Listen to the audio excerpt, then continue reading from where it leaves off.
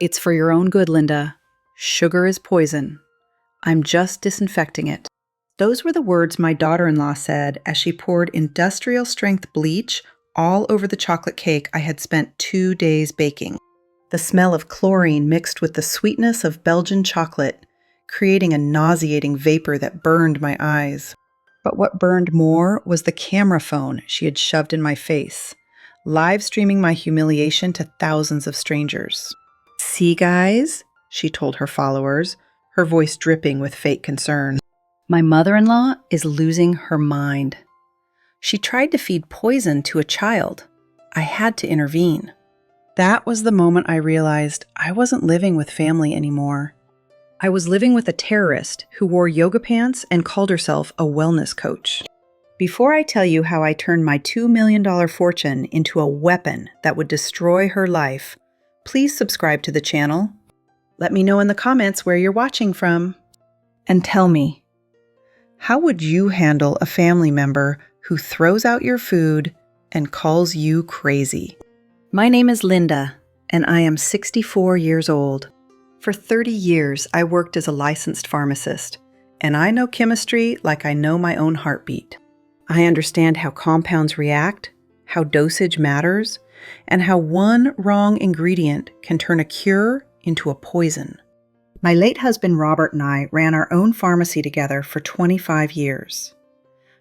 We built a good life, a substantialist egg of savings and investments, and a beautiful 4-bedroom home by the lake. When Robert passed away 2 years ago from a sudden heart attack, he made me promise one thing. He held my hand in the hospital bed, his voice weak but his eyes still sharp. "Don't stop living, Lynn," he whispered. "Eat the cake. Take the trip. Life is too short for bland food and regrets." I promised him I would honor those words. But it's hard to enjoy life when you're living in a totalitarian regime run by a 31-year-old wellness influencer named Britney. My son Ryan married Britney 3 years ago, and I remember their wedding day with painful clarity. It was a beautiful June afternoon, and Britney had looked radiant in her simple white dress. After the ceremony, she found me alone in the garden, wiping tears from my eyes. "Mrs. Thorne," she said, her voice trembling, "can I talk to you for a moment?" I nodded, and she took my hands in hers. "I want you to know something," she said, tears streaming down her face. "I don't have parents. They both passed when I was young. So I was wondering, would you be my mother too? Not just Ryan's mom, but mine?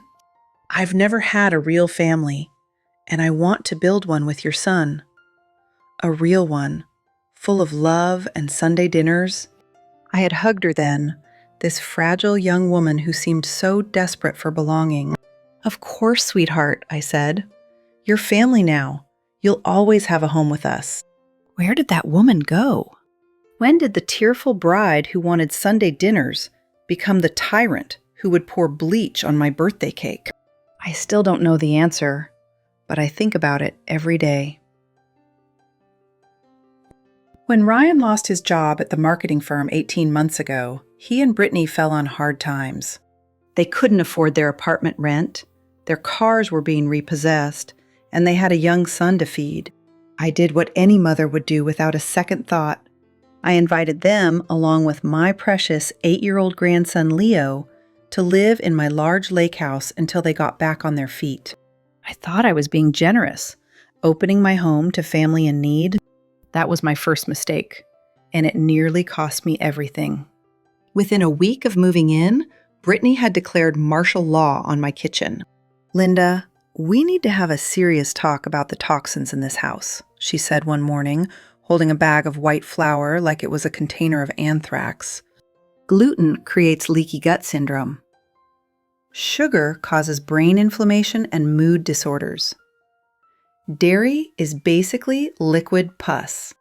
"Britney," I tried to explain calmly, drawing on my 3 decades of medical knowledge. "I'm a pharmacist. Carbohydrates are a necessary energy source for the human body, and moderate sugar consumption is perfectly safe for healthy individuals." "Big pharma propaganda," she interrupted. dismissing my entire career with a wave of her manicured hand. I've done my own research. I follow Dr. Zen on Instagram. He has 2 million followers, and he says, everything you learned in pharmacy school is outdated. I felt my blood pressure rising, but kept my voice steady. Britney, Dr. Zen sells supplements online. He's not a licensed medical professional. I've actually seen patients. See, this is exactly the problem, she cut me off. You're so brainwashed by the system that you can't see the truth anymore. Don't worry, Linda. I'm going to detox this whole family. You'll thank me when your brain fog clears. I didn't have brain fog. I had a daughter-in-law who thought Instagram was a medical school. From that day on, my kitchen became a laboratory for Britney's failed experiments in nutrition. Real food disappeared from the pantry and refrigerator almost overnight. Pasta, bread, cheese, butter, even fresh fruit, all gone, thrown in the trash or donated to the food bank. In their place came the green dust.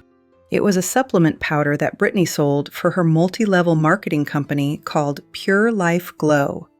The powder was a sickly green color, and it tasted like lawn clippings mixed with chalk and artificial sweetener. But Britney insisted it was a complete superfood that contained everything the human body needed to thrive. 2 scoops of Glow replaces any meal, she would announce, mixing the powder into glasses of water. It has 72 essential nutrients, adaptogens for stress, and it raises your cellular vibration. Cellular vibration. I had a degree in pharmacology, and I had never heard of cellular vibration because it doesn't exist. It's marketing nonsense designed to sell expensive green powder to desperate people. Every morning, I watched my grandson Leo stare sadly at his glass of green sludge. His little face would scrunch up in disgust as he tried to drink it without gagging. "Mom, can I please have cereal?" he would whisper, his voice small and hopeful. "Just this once?" "No, Leo," Britney would snap, her voice sickeningly sweet but firm as steel. "Cereal is full of sugar and artificial colors. It makes children stupid and hyperactive. Drink your Glow, baby. It makes you a superhero. Don't you want to be strong like the Avengers?" Leo would look at me with those big brown eyes, silently begging for help. And I would look away because I was too afraid to make waves.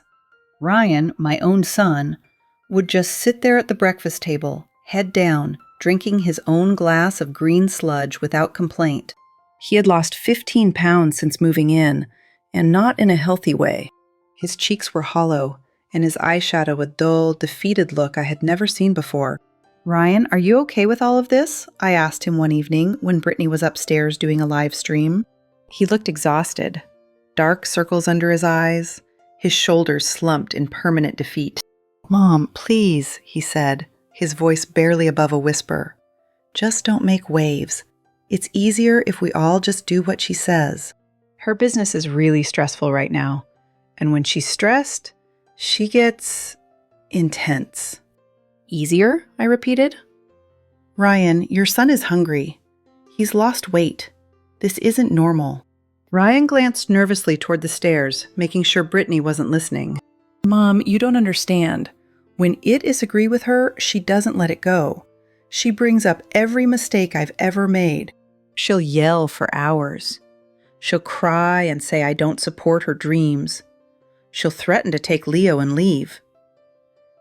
It's just easier to go along with it. The diet isn't that bad once you get used to it." I looked at my son, this man I had raised to be confident and strong, and I barely recognized him. He had become a ghost in his own marriage, terrified of his wife's temper and her army of online followers.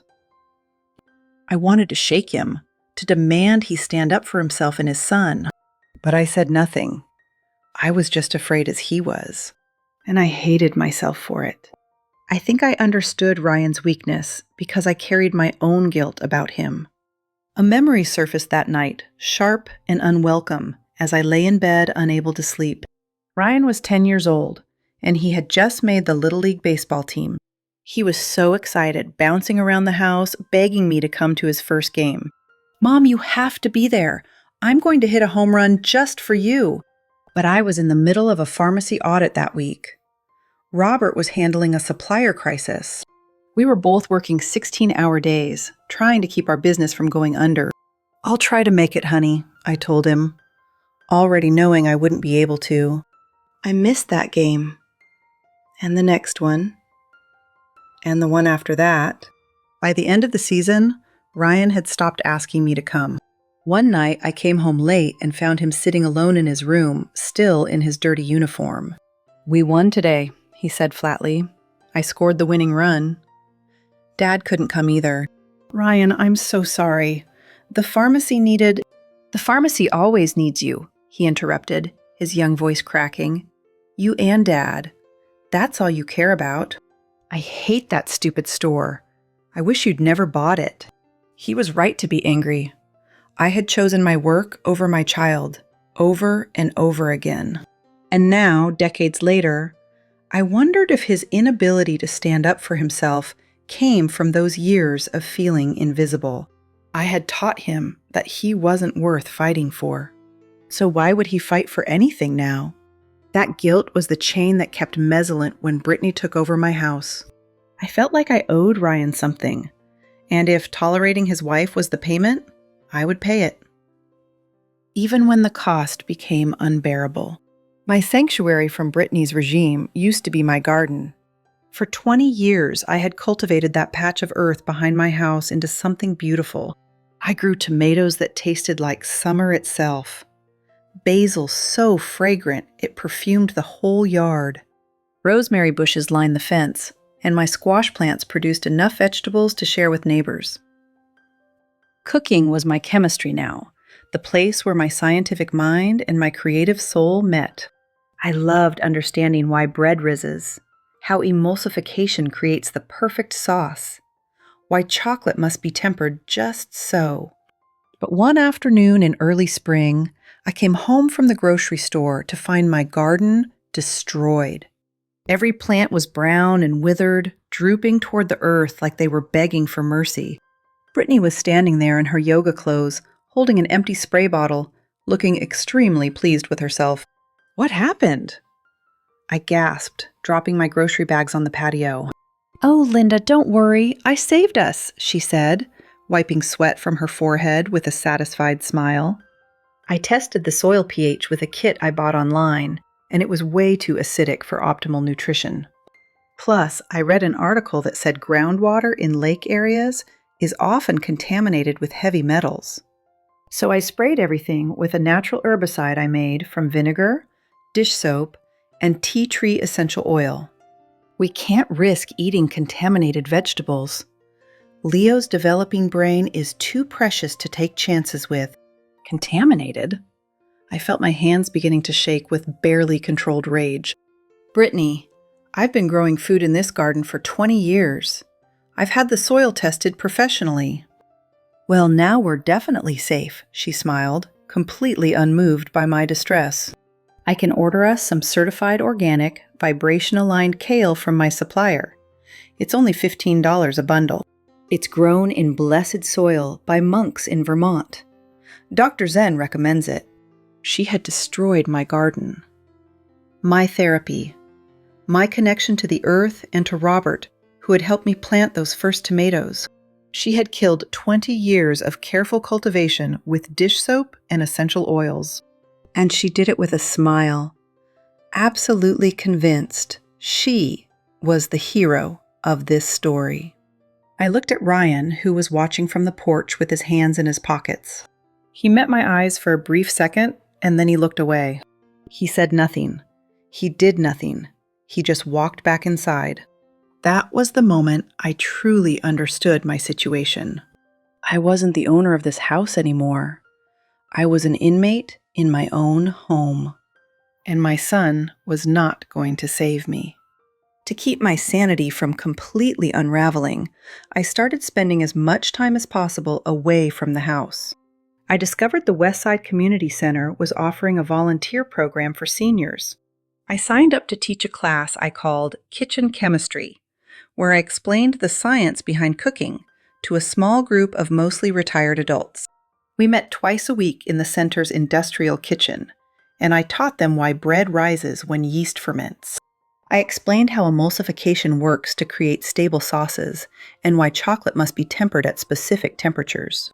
It wasn't pharmacy work, but it used the same part of my brain, and it made me feel useful again.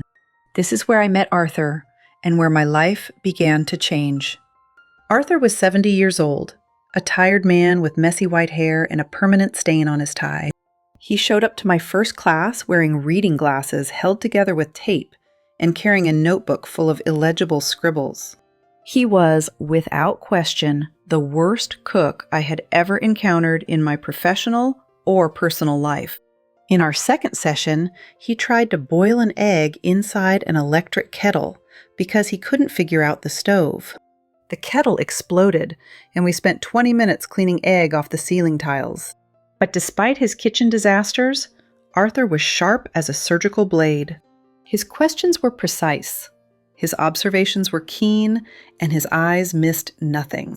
"So, Linda," he asked me one day while attempting to whisk a meringue into existence. His bowl was full of sad, deflated egg whites that refused to form peaks. "You clearly know the molecular structure of sucrose and the Maillard reaction. You can calculate emulsion ratios in your head. But you can't seem to figure out the formula for getting your daughter-in-law off your back." I laughed out loud for the first time in what felt like months. "She's immune to logic, Arthur. She's a wellness influencer. Facts are her allergy." "Ah," Arthur nodded sagely, finally giving up on his meringue. A dangerous combination. Ignorance combined with arrogance, the most volatile compound known to humanity. He set down his whisk and looked at me with sudden seriousness. "Be careful, Linda. I've seen people like that before. They need enemies to feel important.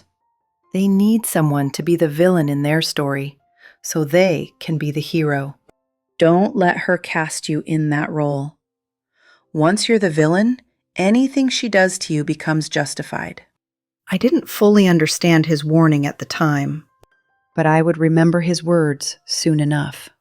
After class one evening, Arthur found me alone in the kitchen, scrubbing pans that were already clean. I wasn't really cleaning. I was just avoiding going home for as long as possible. "You're not in a hurry to get back to that house, are you?" he asked, leaning against the counter. "Is it that obvious?" "Linda, I've known you for 3 weeks, and you volunteer for every cleanup shift. You stay until the center closes. You drive the long way home. That's not dedication. That's avoidance." I sighed and put down the scrub brush. "It's complicated, Arthur. Family is complicated." "Family," he repeated, his voice taking on a bitter edge I hadn't heard before. "You know, I had a family once. A wife named Eleanor. We were married for 43 years. He paused, and I saw his jaw tighten. "She developed Alzheimer's when she was 65. For 5 years, I took care of her alone. I bathed her when she forgot how, ifed her when she couldn't hold a spoon. I held her hand when she didn't know who I was." "Arthur, I'm so sorry," I said softly. "Do you know how many times my son visited during those 5 years?" Arthur asked. "Twice. Once when she was diagnosed, and once at the funeral. But he sure showed up fast when the will was read. He wanted the house, the savings, the life insurance. He accused me of hiding assets, of manipulating his mother while she was incapacitated. We haven't spoken in 6 years. I didn't know what to say, so I just stood there, letting him speak. I see the same look in your eyes that I used to see in my own mirror," Arthur continued. "The look of someone being slowly consumed by the people who should love them most. You're not crazy, Linda. You're not ungrateful. And you're not alone. Not anymore."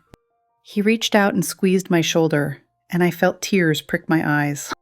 "I don't know what to do," I whispered. "She's married to my son. She's raising my grandson.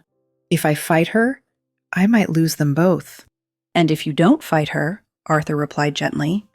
You'll lose yourself. Which is worse? I didn't have an answer, but I knew I would have to find one soon. A few nights later, I was lying in bed when I heard my door creak open. I tensed, thinking it might be Britney coming to lecture me about something. But instead, a small figure crept across the room in the darkness. "Grandma?" Leo whispered. "Are you awake?" "I'm awake, sweetheart. What's wrong?" He climbed onto my bed and curled up next to me, his small body trembling slightly. "I'm hungry," he confessed, his voice barely audible. "The green drink doesn't fill me up anymore." I asked Mom for a snack, but she said hunger is just toxins leaving the body. My heart shattered into 1,000 pieces. "Come with me," I whispered, very quietly. We tiptoed down the hallway to my bedroom closet, where I had hidden a small stash of contraband. Crackers, cheese, a package of dried apricots, real food that I kept for emergencies. We sat on my closet floor in the darkness, eating crackers and cheese by the light of my phone's flashlight. Leo ate like he hadn't seen food in weeks, stuffing crackers into his mouth almost desperately. "Slow down, baby," I said. "Small bites. You'll get a stomachache." "Grandma," he said between mouthfuls, "why does Mom hate food so much?" "She doesn't hate food, sweetheart. She's just confused about what's healthy." "I'm not confused," Leo said, with surprising conviction for an 8-year-old. "I know what healthy feels like. Healthy is when your tummy doesn't hurt and you can run fast at recess." "I don't feel healthy anymore, Grandma. I feel tired all the time." I pulled him close and held him against my chest. "I know, baby. I'm going to fix this. I promise." "Don't tell Mom about the crackers, okay?" he whispered. "She'll get really mad and do a cleanse." "It'll be our secret," I promised. We finished the crackers and crept back to our separate beds. But I couldn't sleep for the rest of the night. My 8-year-old grandson washi-seen in closets to eat real food. This wasn't wellness. This was abuse dressed up in hashtags and green powder. I had to do something. But what? The breaking point came on my 64th birthday in the second week of May. For weeks, Leo had been whispering to me whenever Britney wasn't watching. "Grandma, for your birthday, can we please have real cake? The chocolate kind, with frosting?" His pleading eyes broke my heart every single time. Britney had forbidden sugar for him entirely, claiming it caused everything from ADHD to autism to cancer. "Of course, Leo," I finally promised him. "Grandma will make the best chocolate cake in the world. It's going to be a chemistry experiment. The most delicious experiment ever." I planned it like a military operation, with careful timing and strategic execution. I waited until Britney announced she had to attend a Diamond Executive Leadership Seminar for her MLM business. In reality, it was just a Zoom call with other consultants. But she always did these calls sitting in her car in a parking lot. Something about protecting her energy field from the negative vibrations in the house. As soon as her car pulled out of the driveway, I sprang into action. I had hidden the ingredients in the trunk of my car. 70% dark Belgian chocolate, pasture-raised eggs, real European butter, and pure cane sugar. I used my chemistry knowledge to adjust the pH of the batter with a pinch of baking soda, which would darken the cocoa and deepen the flavor profile. I created a ganache emulsion that was silky, glossy, and absolutely perfect. The smell filled the house, a rich, warm, intoxicating aroma of chocolate, butter, and love. Ryan came into the kitchen, sniffing the air like a starving animal catching a scent. "Mom," he breathed, his eyes wide. Is that what I think it is?" "It's my birthday cake, Ryan. And yes, you're having a slice. Your son is having 2 slices." He looked terrified, glancing toward the driveway as if Britney's car might materialize at any moment. "She's going to completely freak out, Mom. You know how she gets about sugar." "Let her freak out," I said firmly, spreading the ganache with a spatula. "It's my birthday. It's my house. And your son deserves to eat like a normal child for one afternoon. She'll blame me, Ryan said weakly. She always blames me when things go wrong. Then tell her it was my fault. Tell her I forced you. Tell her whatever you need to tell her. But today, we're going to celebrate like a family.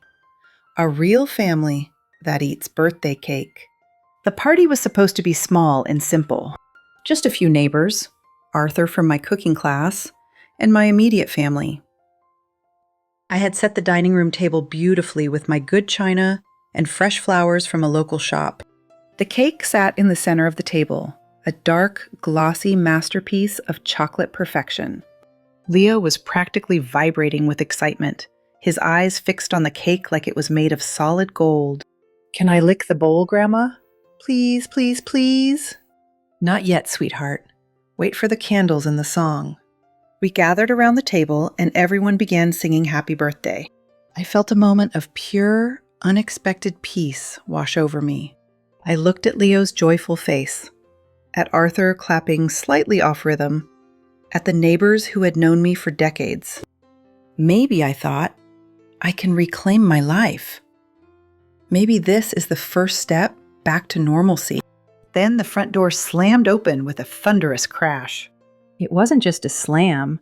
It was a dramatic entrance designed for maximum impact.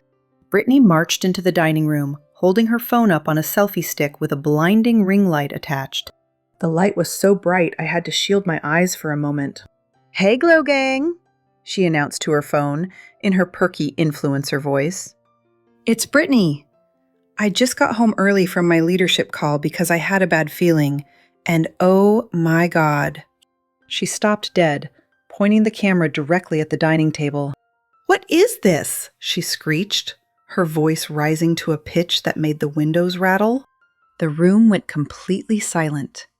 Even the birthday song died in everyone's throats. "It's Mom's birthday cake," Ryan stammered, rising from his chair with his hands raised defensively. "We were just going to have a small piece. It's a special occasion." Britney walked closer to the table, zooming her camera in on the cake like she was documenting a crime scene. "Sugar," she hissed, as if naming addedly poison. "Processed white sugar, wheat flour, dairy butter, in my house, around my child, in the food that was going to enter his precious body." "Britney, please," I said, standing up slowly. "It's one slice of cake on a birthday. It's not going to hurt anyone." She swung the camera toward my face, and I saw myself on the screen, startled, old, caught in the glare. "Guys, are you seeing this?" she asked her followers with theatrical horror. "I leave for 2 hours to build our empire and grow our business, and I come home to this betrayal. My mother-in-law is trying to poison my son with neurotoxins disguised as a birthday treat." She looked at me, her eyes mannequin and gleaming with righteous fury. "Do you even understand what you've done, Linda? Do you want Leo to develop ADHD? Do you want him to get childhood diabetes? Do you want his brain to shrink from inflammation?" "It's a chocolate cake, Britney," Arthur shouted from his seat at the table. "It's delicious, not radioactive. I've been eating cake for 70 years and my brain works just fine." "Shut up," she screamed at him, wheeling around. "You don't even live here. You don't get a vote. You're all addicted to sugar and you don't even know it. You're literally poisoning yourselves." Then she did it. She grabbed a black trash bag from under the kitchen sink. "No!" Leo cried out, his voice breaking. "Mommy, no! It's Grandma's birthday!" Britney ignored him completely. She grabbed my beautiful cake with her bare hands, destroying the perfect ganache I had spent hours creating. She shoved it into the trash bag, chocolate smearing all over her yoga clothes. But that wasn't enough. She needed a finale for her live stream. She reached back under the sink and pulled out a gallon jug of industrial-strength bleach. "This is what we do with poison in this family," she declared, holding the bottle up to her camera. "We disinfect. We purify. We protect." She unscrewed the cap and poured the bleach directly into the trash bag, all over the remains of my cake. The chemical smell exploded into the room instantly, sharp, acrid, burning. But she wasn't done. She poured bleach onto the table, onto the plate where the cake had been sitting. My pharmacist instincts kicked in immediately, alarm bells screaming in my trained brain.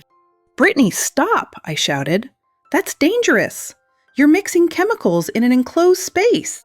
The chlorine concentration is too high. Open the windows." "I'm cleaning," she screamed back, still pouring. "I'm cleaning up the mess you made." Leo started crying and coughing, his small lungs struggling with the toxic fumes. I grabbed him and pulled him away from the table, shielding his face with my cardigan. The guests were horrified, covering their mouths and noses, backing toward the door. Mrs. Patterson from next door was already dialing her phone, probably calling 911. Arthur hadn't moved. He was watching Britney with cold, calculating eyes, like a scientist observing a specimen. Then Britney did something that changed everything. She turned the camera back toward my face, zooming in close. She lowered her voice to a whisper, a sudden theatrical shift to fake concern and sympathy. "I'm so sorry you guys had to see this," she said softly to her viewers. "My mother-in-law, she's not well. She hasn't been well for a while now." She pointed the camera at my shaking hands, which were trembling from anger and adrenaline and fear. "She doesn't understand what she's doing anymore. She confuses love with poison. She thinks sugar is kindness. It's the early stages, we think. The confusion, the mood swings, the poor judgment." She mouthed a word directly at the camera, forming it silently with her lips. "Dementia. We're trying to protect her from herself, but it's so hard. Please keep us in your thoughts." I stood there frozen, Leo pressed against my chest, understanding exactly what she was doing. She wasn't just ruining my birthday party and destroying my cake. She was building a narrative for her thousands of followers.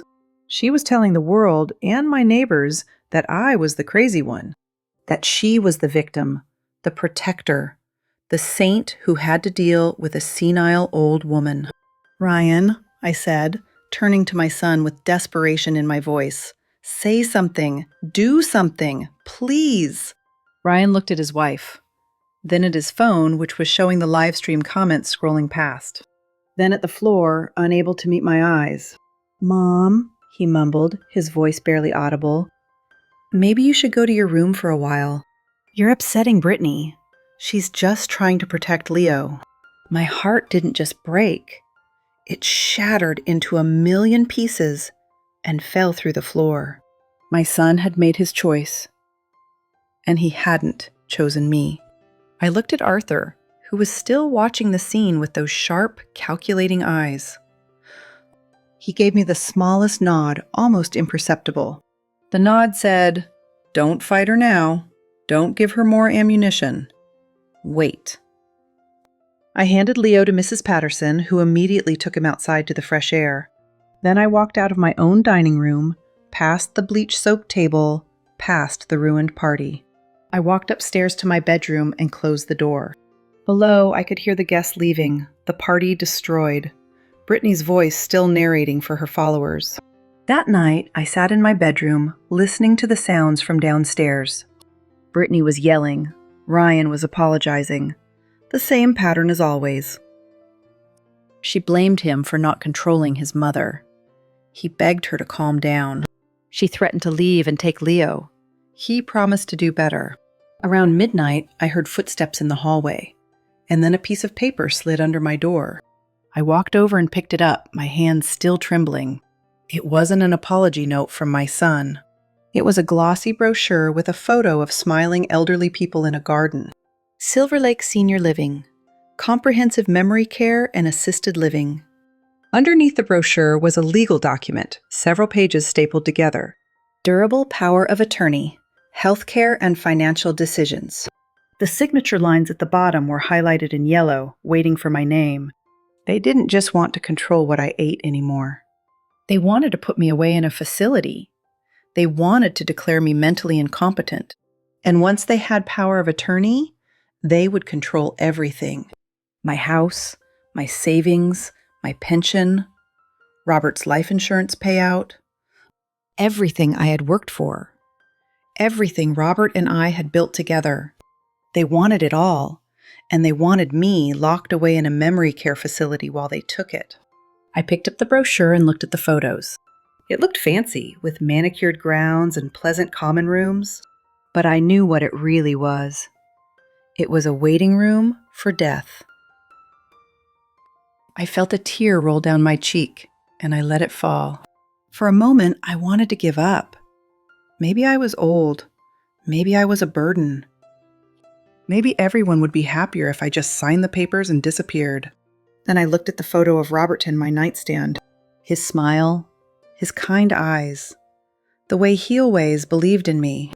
Don't stop living, Lynn. And I remembered Arthur's words from the community center. Don't let her make you the villain. I wiped the tear from my face with the back of my hand. I wasn't a villain. I wasn't senile. I wasn't confused. I was a scientist, a pharmacist, a woman who understood chemistry.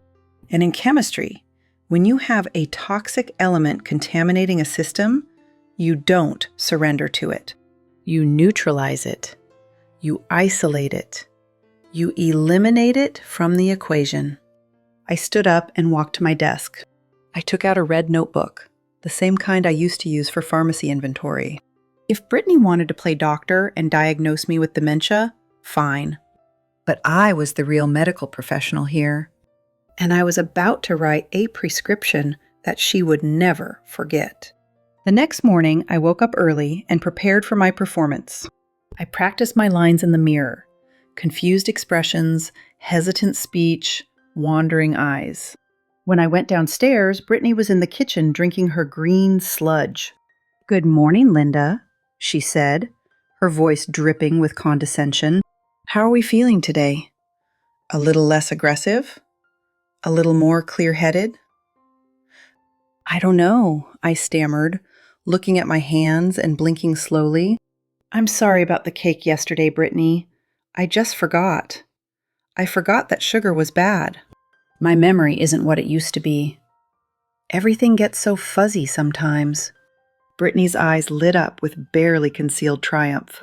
This was exactly what she wanted to hear, exactly the narrative she was building. "It's okay, Linda," she said, patting my hand like I was a confused child. "We know you're struggling. That's why Ryan and I want to help you manage things. Did you see the papers I left under your door? Did you have a chance to read them?" "I saw them," I said softly, keeping my eyes unfocused. "I need more time to read them. My eyes aren't so good anymore. The words get blurry." "Take your time," she smiled, and the smile was terrifying in its sweetness. "But don't take too long. Silver Lake has a waiting list, and we want to secure your spot." She grabbed her car keys and herring light. "I have a Glow leadership retreat all day today. Big conference call with corporate. Ryan is taking Leo to school. You stay here and rest, okay? Don't touch the stove. Don't try to cook anything. Just sit in your chair and watch TV." I nodded obediently, playing the role she had written for me. As soon as her car disappeared down the driveway, I dropped the act instantly. I wasn't resting. I wasn't watching television. I was about to conduct the most important investigation of my life. Britney called her workspace the HQ, like she was running a Fortune 500 company. In reality, it was my converted garage, where Robert used to keep his woodworking tools. I had never gone inside since they moved in because Britney said her inventory was sensitive. Sensitive to temperature fluctuations. Sensitive to humidity. Sensitive to negative vibes. I had accepted this ridiculous explanation because I was too tired to argue. Now I retrieved Robert's spare key from its hiding spot and unlocked the garage door. The smell hit me first. Stale cardboard and the sour scent of desperation. The garage was floor to ceiling with boxes, stacked so high they nearly touched the ceiling. Every box was labeled with the Pure Life Glow logo in aggressive green and gold. Green powder supplements. energy fizz sticks, detox tea bags, probiotic capsules. Thousands of dollars worth of inventory just sitting there gathering dust. I did a quick mental calculation based on the visible boxes. There had to be at least $40,000 worth of product in this garage, maybe more. And based on the dust layers, most of it had been here for months, unsold. I moved deeper into the garage, toward Britney's desk. It was buried under a mountain of paper, invoices, shipping labels, motivational printouts. I started digging through the pile, photographing everything with my phone. The first thing I found was a stack of credit card statements. They weren't in Britney's name. They were in Ryan's name, cards I didn't know he had. I scanned the balances and my stomach dropped. One card, $15,423. Over the limit. Another card, $22,611. Minimum payments only. A third card, $8,900. Account in collections. Total credit card debt, over $46,000. All of it in my son's name. All of it from Pure Life Glow purchases. Then I found the leadership letters from the company.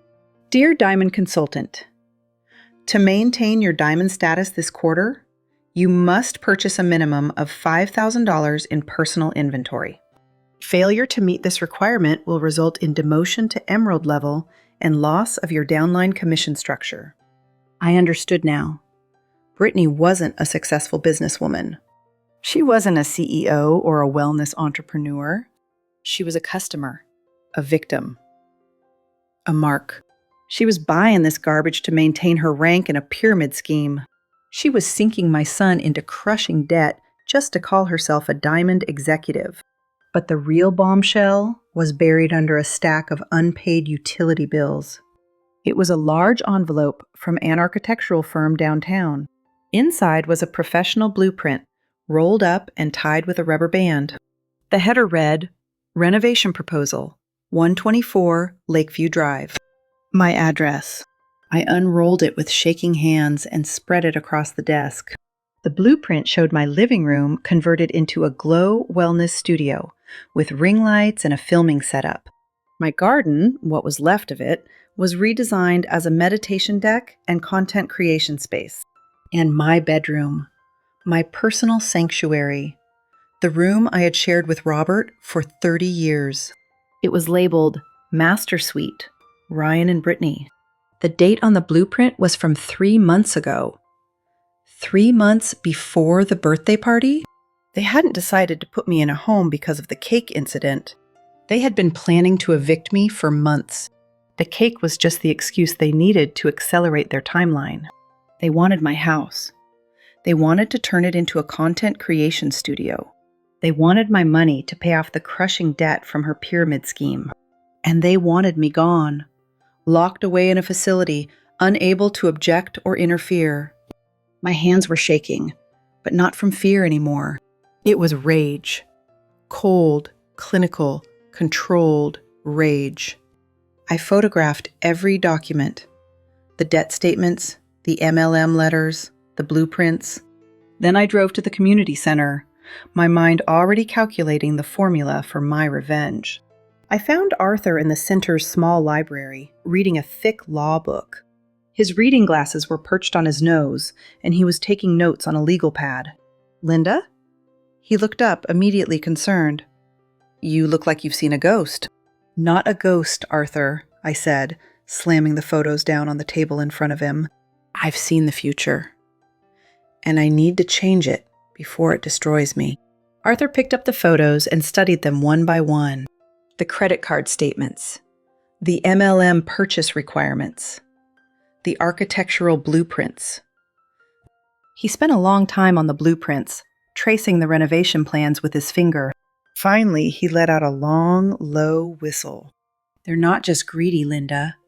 They're drowning. They're underwater on debt. Their income is negative, and you're their only life raft. If you sign that power of attorney, he continued, looking me directly in the eyes, They will drain your accounts within a week. They'll liquidate your investments at a loss. They'll mortgage your house to the hilt, extract every penny of equity, and dump you in the cheapest facility they can find. I know, I said. That's why I need your help. You mentioned you used to be a lawyer? Arthur smiled then, not his usual warm smile. This was a sharp, wolfish smile I had never seen before. I wasn't just a lawyer, Linda. I was a forensic accountant for the state prosecutor's office. For 20 years, I chased hidden money and financial fraud for a living. I've seen every shell game, every asset hiding scheme, every inheritance manipulation in the book. He closed his law book and leaned forward. So tell me, what do you want to do? Sue them? Press charges? Get a restraining order? No, I said slowly, the plan crystallizing in my mind. If I just kick them out, they'll fight me. They'll hire lawyers. They'll use Leo as leverage. They'll claim I'm mentally incompetent, use Britney's videos as evidence, and maybe even win. I need to do something more permanent, something irreversible. I want to make sure that even if they wait for me to die, they get absolutely nothing. I want to turn my fortune into a ghost. Arthur's eyes lit up with what I can only describe as professional admiration. Ah, he said, the scorched earth strategy. I haven't seen anyone with the guts to try it in years. Have you ever heard of a single premium immediate annuity with a life-only payout structure? No, I admitted. Tell me more. It's a financial instrument designed for exactly this situation, Arthur explained. You give an insurance company a lump sum, everything you own, every penny of liquid assets. In exchange, they pay you a guaranteed monthly income for as long as you live. The payments are substantial, much higher than you get from investment returns. But here's the key, he continued, leaning closer. When you die, the payments stop immediately. There's no refund, no residual value, no death benefit. The insurance company keeps whatever principal remains. Your estate is worth exactly zero. I processed the chemistry of it in my mind. It was elegant. It was perfect. It was utterly devastating. The annuity transformed my death, which they were counting on, into a financial loss for them. And it transformed my life, which they viewed as a burden and an obstacle, into their only hope of getting any money. Every year I lived would be another year of payments they couldn't access. And when I finally died, the vault would be empty. If I do this, I asked carefully, can I reverse it? Can I undo it later? No, Arthur said seriously. Once you sign, the money is legally gone. It belongs to the insurance company. You are betting everything on your own longevity. If you die next week, they win by default. But if you live another 20 years, you come out far ahead financially and they get nothing. I thought about the bleach on my birthday cake. I thought about Leo hiding in my closet to eat crackers. I thought about the blueprints with my bedroom labeled as their master suite. I thought about Robert's smile and his last words to me. I plan on living a very long time, Arthur, I said firmly. Let's go to the bank.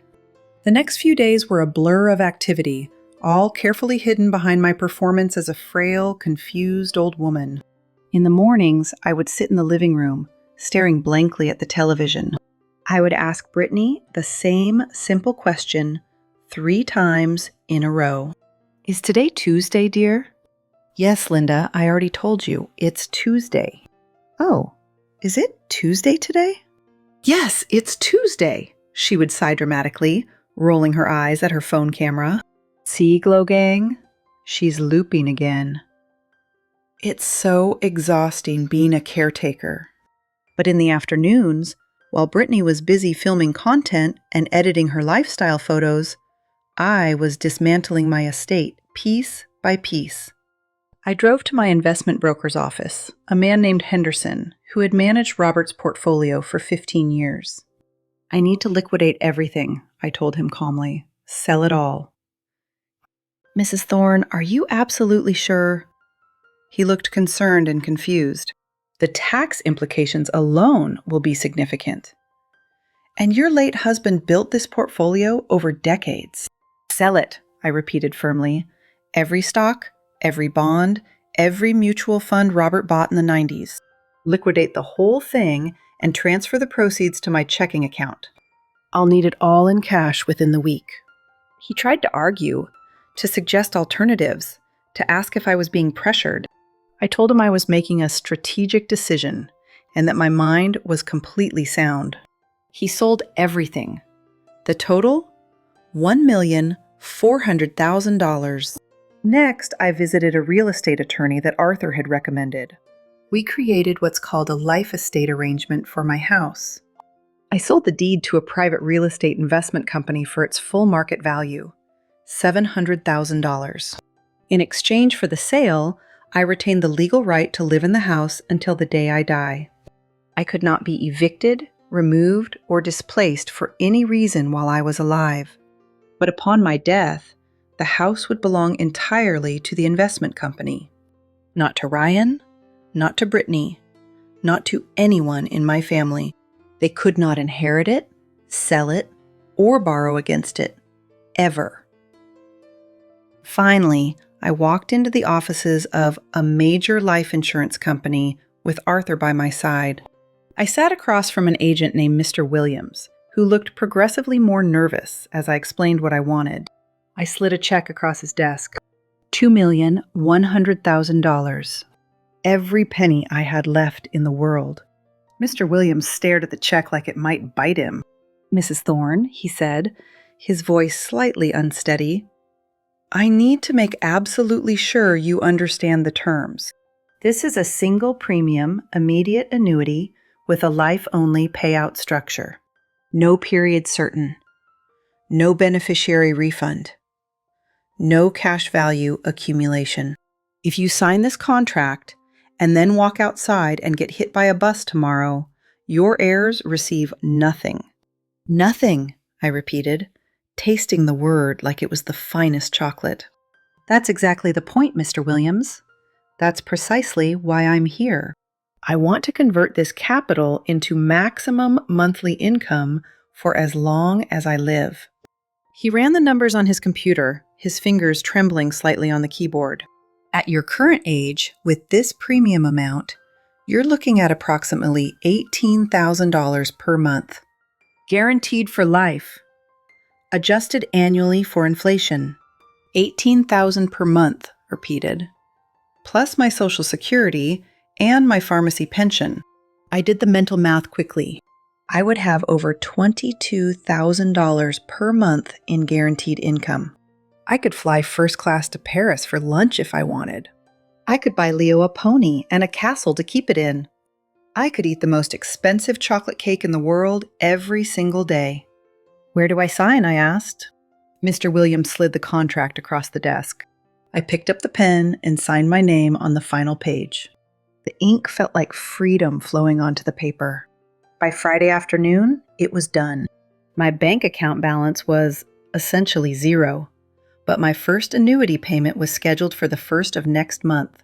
I walked out of the insurance office into the spring sunshine, feeling lighter than I had in years. I checked my phone. 12 missed calls from Ryan. A text from Britney.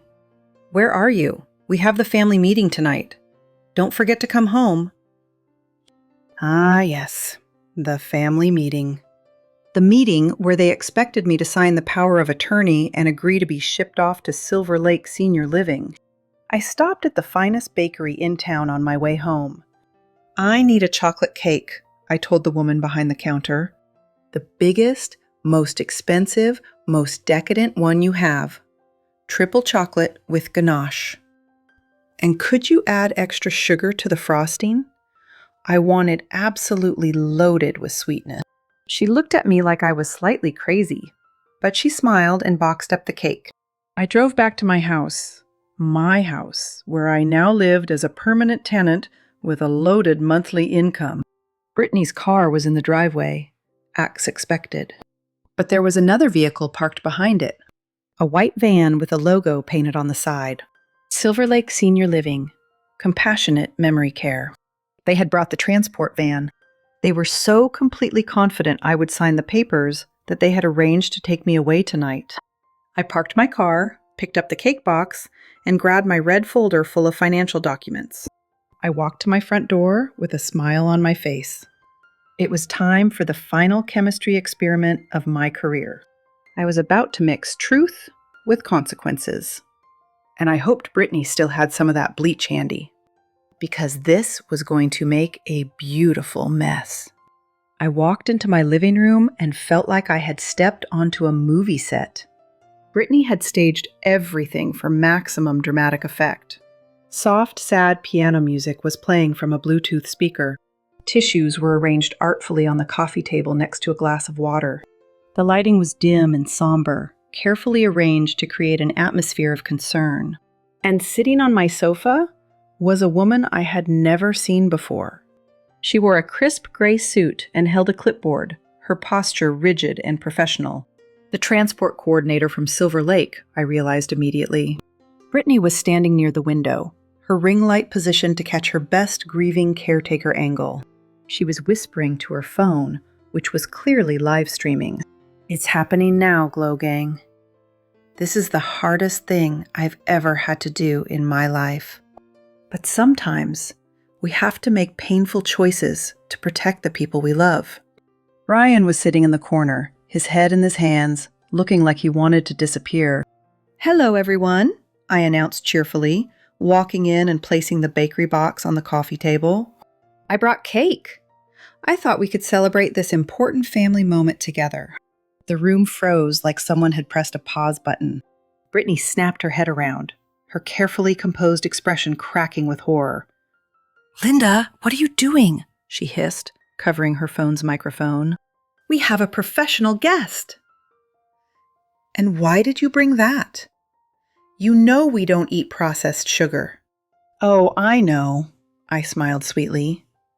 "But it's such a special occasion. I thought we could make an exception." I opened the box, and the rich aroma of chocolate filled the sterile, staged room. Ryan looked up, his eyes locking onto the frosting like a drowning man seeing a lifeboat. The woman in the gray suit stood up, extending her hand. "Mrs. Thorne, I'm Mrs. Graves from Silver Lake Senior Living.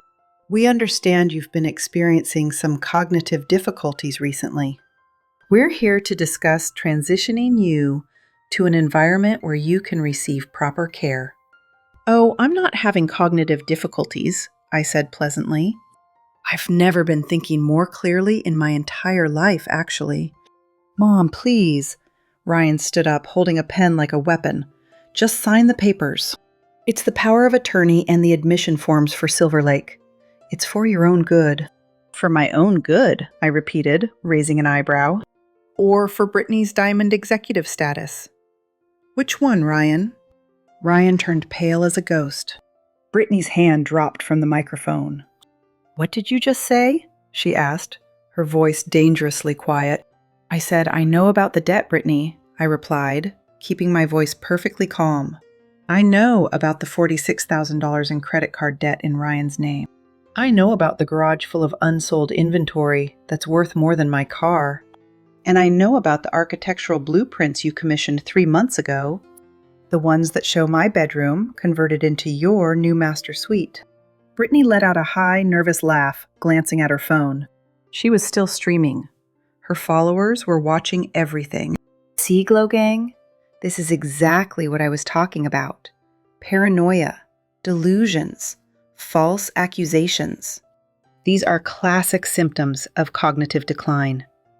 This is why we need to get her help." She walked toward me, her phone extended like a shield. "Linda, just sign the papers. We need to manage your assets so we can pay for your care. Good memory care facilities are expensive. Silver Lake cost $8,000 a month. We're trying to help you. We're trying to protect you from yourself." "Manage my assets," I nodded slowly. "That's the core issue here, isn't it? You want access to my assets, my savings, my investments, my house. Well, I'm afraid I have some disappointing news for you, Britney. You can't manage my assets. Because there aren't any left. The silence that followed was so complete. I could hear the clock ticking on the wall. Even the piano music seemed to fade away. What? Ryan whispered, his face draining of color. I reached into my red folder and pulled out a stack of documents.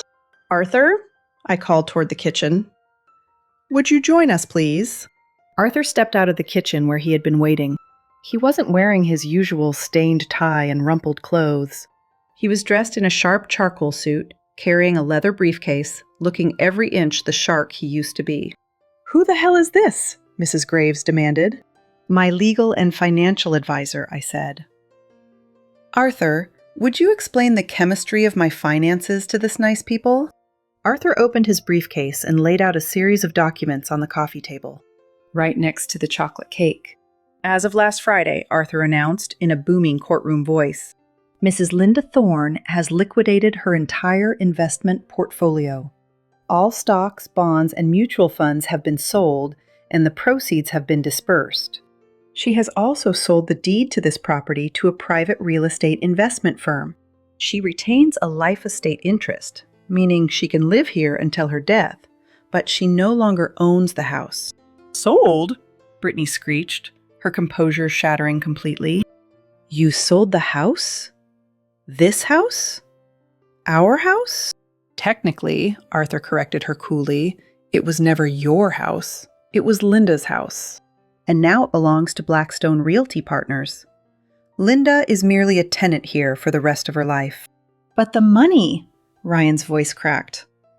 Mom, the stocks, Dad's life insurance, the savings. That was millions of dollars. Where did it all go? Did you put it in cash? Britney's eyes suddenly lit up with desperate greed. Is it in a safe? A safety deposit box? We can still access cash. I didn't keep the cash, I said softly. I pulled out the final document from my folder. The annuity contract. 47 pages of financial precision. I purchased a product called a single premium immediate annuity. I gave the insurance company everything I had. $2,100,000. Every penny from the house sale, the investments, the savings, Robert's life insurance. In exchange, they're going to pay me salary, a very generous salary. Every single month, for as long as I live, I will receive approximately $18,000. I looked directly into Britney's phone camera, knowing thousands of her followers were watching. But here's the chemical reaction you really need to understand, Britney. The contract is what's called life only. No period certain, no beneficiary provision. That means when I die, whenever that happens, the payments stop immediately. There's no refund of the premium. There's no lump sum payout to my heirs. My estate is now worth exactly $0. When I take my last breath, the money disappears. Poof. Like magic. Britney looked like I had reached into her chest and ripped out her heart. Her phone was shaking so badly the live stream must have been unwatchable. You threw it away? She finally screamed, her voice raw and broken. You gave our inheritance, our future, to an insurance company? It wasn't your inheritance, I said coldly. It was my husband's life work and my career savings. Mine, not yours. And Robert told me to enjoy it. So that's exactly what I'm going to do. I'm going to travel the world. I'm going to eat at the finest restaurants on every continent. I'm going to buy the most expensive chocolate in Belgium and eat it for breakfast. And when I finally die, whether that's next year or in 30 years, the money vanishes with me. You selfish, evil bitch! Britney lunged at me, her manicured nails reaching for my face. But Arthur stepped between us, solid as a wall. Careful, he warned, his voice like ice. Assault is a felony in this state. And you're currently live streaming to several thousand witnesses. Britney froze, suddenly remembering her phone. She looked at the screen, and I looked over her shoulder. The comments were scrolling so fast they were almost unreadable. OMG, Grandma is a legend. Did she just nuke her own inheritance? Queen behavior. Wait, the daughter-in-law tried to put her in a home to steal the money? This is elder abuse. Someone call APS. Pure Life Glow is a scam. I lost $5,000 on that garbage. Team Linda forever. Spend every penny, Queen. Britney's face went through a remarkable series of transformations. Rage, disbelief, calculation, and finally, pure animal panic. She tried to end the live stream, but their hands were shaking too violently to hit the button. "This isn't real," she muttered. "This can't be legal. You're senile. You can't sign contracts. We'll get it annulled. We'll get a lawyer. Mrs. Graves, take her. She's clearly incompetent." Mrs. Graves had stood up and was already smoothing down her skirt. "Actually," she said, her voice dripping with professional disdain, "Silver Lake is a private pay facility. Our monthly rate is $8,000. If Mrs. Thorne has no transferable assets and you have $46,000 in debt," she picked up her clipboard and tucked it under her arm, "we cannot accept this admission. I wish you all a pleasant evening." She walked out the front door without looking back. A moment later, we heard the van's engine start and drive away. "Now," I said, picking up another document from Arthur's stack, "there's one final piece of business to address tonight. Since I no longer own this house, I am subject to the residency rules of the new owner, and Blackstone Realty Partners has very strict policies regarding unauthorized occupants." I handed Ryan a piece of paper. His hands trembled as he took it and read the header. 30-day notice to vacate, he read aloud, his voice hollow. "Mom, no. Mom, please. We have nowhere to go. We're completely broke. The credit cards are maxed. Britney's business is underwater. You can't do this to us." "I'm not doing this to you, Ryan," I said, and I let him hear the sadness in my voice. "You did this. You and Britney did this. You stood by while your wife destroyed my garden. You watched her pour bleach on my birthday cake. You let her feed your son green powder while you snuck real food in secret. You let her call me senile on the internet. You let her plan to lock me away and steal my home. You chose your poison, Ryan. Now you have to live with the side effects." "But what about Leo?" Ryan pleaded, tears streaming down his face. "He's your grandson." "Yes, he is," I said. "And that's exactly why I've already filed papers with the family court." "Arthur?" Arthur produced one final document from his briefcase.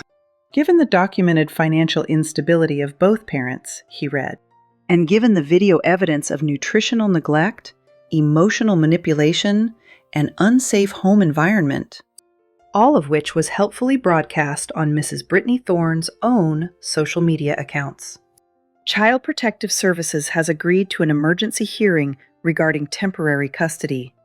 The judge has granted Mrs. Linda Thorne provisional guardianship of her grandson Leo, pending a full investigation into the living conditions and parental fitness of Ryan and Britney Thorne."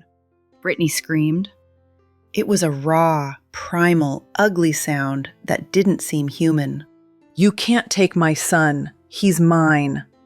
I'll sue you. I'll destroy you." She grabbed the chocolate cake from the table and raised it over her head.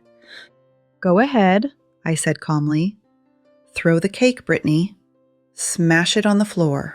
Give your followers one last show. Show them exactly who the crazy one really is." She stood there frozen, the cake trembling above her head. Her phone was still recording on the table, still streaming to thousands of viewers. The comments were scrolling faster than ever. "Don't do it. She's lost her mind. Someone save that poor kid. This woman is unhinged." Britney slowly lowered the cake. She looked at her phone. She looked at me. She looked at the ruins of her perfect plan. Then she dropped the cake on the table, grabbed her purse, and ran out the front door.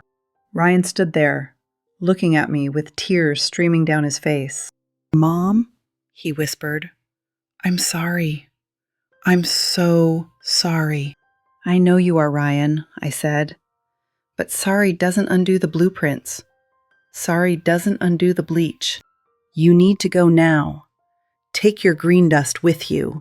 Maybe someday, when you've figured out who you are without her, we can talk. But not today.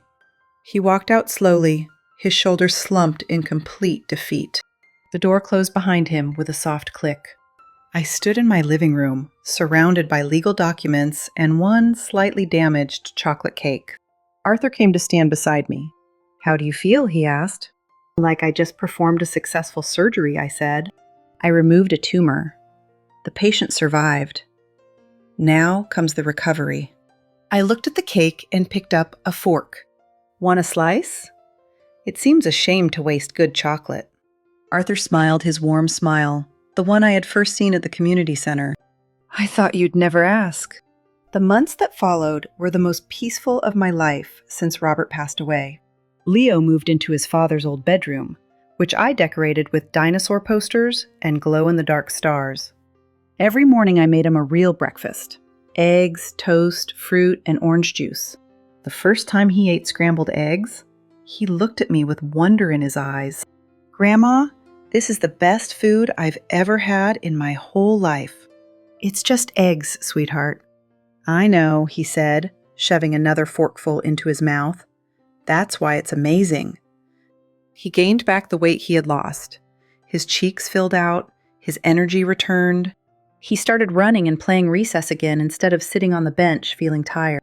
His teacher sent me a note saying he was participating more in class and seemed much happier. I kept him away from social media, away from green powder, away from anyone who might tell him that real food was poison. He was just a kid again, a normal, healthy, cake-eating kid. And I loved every single minute of it. The news about Britney filtered in through neighborhood gossip and occasional glimpses online. Her Pure Life Glow business collapsed completely after the live stream went viral. It turned out that many of her followers had been victims of the same MLM scheme. When they saw her meltdown, they started sharing their own stories of debt and manipulation. A Facebook group called Pure Life Glow Survivors accumulated over 3,000 members. The company was eventually investigated by the state attorney general's office. Britney moved back in with her parents in another state, reportedly working as a receptionist at a dentist's office. Her Instagram account went dark. Her influence evaporated overnight. Ryan got a job at a warehouse distribution center, loading boxes onto trucks. It was hard physical labor, nothing like his old marketing career. But for the first time in years, he was earning his own money and paying his own bills. He started therapy. He started eating real food again without fear or guilt. He visited Leo every other weekend under court supervision, and I watched him slowly become a father again. "Mom," he said one Saturday as he dropped Leo off after their visit, "I'm sorry for everything." "I know, Ryan." "Britney filed for divorce," he said quietly. "She blamed me for losing everything. Said I was weak." "What do you think?" He was quiet for a long moment. "I think she was right. I was weak. I let her control me because I was afraid to be alone. But I'm not afraid anymore. Being alone is better than being with someone who makes you hate yourself." I reached out and touched his cheek, the way I used to when he was a little boy. "That's the first wise thing you've said in 3 years, Ryan. Keep going to therapy. Keep working on yourself. Leo needs a father he can be proud of." He nodded, tears in his eyes, and drove away. It wasn't forgiveness, not yet. But it was a start. 6 months after the confrontation, Leo and I were sitting at a small cafe table in Rome. The Italian sun was warm on my face, and the air smelled of espresso and fresh pastry. Across the table from me, Leo was holding a fork, practically vibrating with anticipation. In front of us was a slice of Italian chocolate torte, dense and rich and absolutely perfect. "Ready, Grandma?" he asked. "Ready, Leo. Remember the rules?" "Yes," he recited seriously. Eat slowly, taste the chemistry, and no guilt, ever. Good boy. We each took a bite at the same moment. The chocolate was dark and smooth, with hints of espresso and orange. It melted on my tongue like a symphony of perfect flavors. Grandma, Leo said with his mouth full of cake, this is the best day of my whole life. Better than the time we went to the zoo? Better than everything. I smiled and took another bite. My phone buzzed in my pocket. I pulled it out and glanced at the screen. A notification from my bank. Deposit received. $18,247. Another month of living well. Another month of victory. Grandma? Leo asked, licking frosting off his fingers. Are we rich? I laughed and put my phone away. We're comfortable, Leo. But being rich isn't really about money. Rich is eating cake without anyone telling you it's poison. Rich is sleeping in a house that smells like lavender and fresh cookies, not bleach and fear. Rich is knowing that the only person who gets to control your life is you. He thought about this for a moment. So we're the richest people in the world? In all the ways that matter, sweetheart. Yes, we are. Arthur appeared at our table, slightly out of breath from climbing the cafe stairs. He was wearing a ridiculous tourist hat and carrying 3 different cameras. Did I miss the cake? He asked, sliding into the chair beside me. We saved you a bite, Leo said, pushing a plate toward him. Arthur took a forkful and closed his eyes in pleasure. Now this, he said, is what the Italians call la dolce vita, the sweet life. I thought la dolce vita meant something else, I said. It means whatever we want it to mean, Linda. That's the beauty of being our age. We've earned the right to define our own happiness. I looked at him, this wonderful, ridiculous man who had helped me save my life. Thank you, Arthur, for everything. Thank me by ordering another slice, he said, and maybe some of that gelato. Leo cheered. The waiter smiled. The Roman sun kept shining, and somewhere far away, in a state I would never visit again, a woman who had poured bleach on my birthday cake was probably having a very ordinary, very small, very green powder-free day. I hoped she was learning something from her mistakes. But honestly, I didn't think about her much anymore. I was too busy living. So here's what I want to tell you, if you're still watching. If you're dealing with a toxic person who tells you what you can eat, what you can spend, or how you should live, listen to me carefully. You don't have to accept it. You don't have to surrender to it. You don't have to let anyone pour bleach on your joy and call it caring. Remember this, you are the chemist of your own life. If the solution is toxic, dilute it, neutralize it, or better yet, pour it down the drain and buy yourself a cake. Because the sweetest revenge isn't hurting them. It's living so well that they finally realize they were the poison all along. Now I want to hear from you. Have you ever had to cut off someone toxic to save yourself? What would you have done differently in my situation? Drop your thoughts in the comments below. I read every single one. If this story resonated with you, please hit that like button and subscribe to the channel. Share it with someone who needs to hear that they deserve better. And remember, life is too short for bland food and bleach-scented regrets. Eat the cake. Take the trip. Live your sweet life. Until next time, take care of yourself. Because you are worth it. Truly.